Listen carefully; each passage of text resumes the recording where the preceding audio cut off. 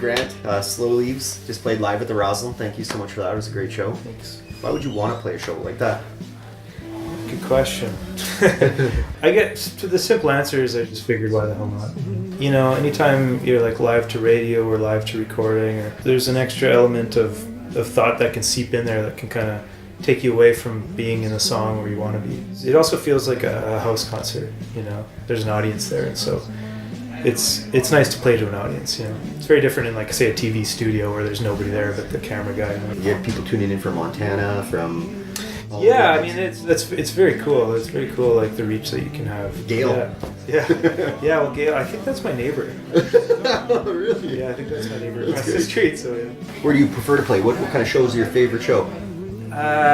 Well, it's, you know, it really varies. Like, when I really think back to, like, the shows that still kind of resonate in my memory as, like, really special moments they've always been, like, surprises, you know, where I had no expectations and it turned out to be really special, and they were usually, like, really intimate things, sometimes with, like, 20 people.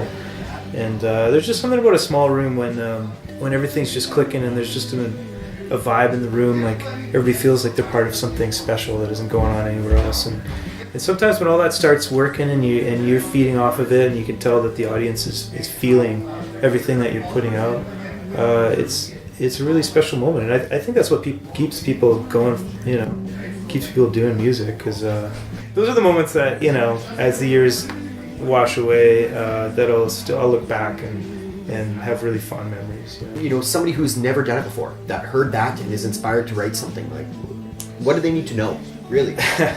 There really is no answer to that. I think there's really no rules. I think just as a baseline, it's like, if it feels good to write something, then write it. I mean, a lot of it is, like, first you have to have the drive to do it. It's just something that you want to communicate somehow, and you find some vehicle to do that. And I guess it mattered enough to me that I cared about getting better at it, and like I said to Riley, you know, just absorbing a lot of what's out there. You know, I think if you keep in mind what people can achieve with these mediums, it's really humbling, and it can be really disconcerting sometimes when you know the level of the craft that is out there. But I think you got to strive for that. The one thing I think that anybody involved in any kind of art form should really just keep in mind that you never want to get lazy about it. You never want to get lazy. You never want to say, it's good enough. You know, if you really want to approach it like a craft and an art form, then don't settle.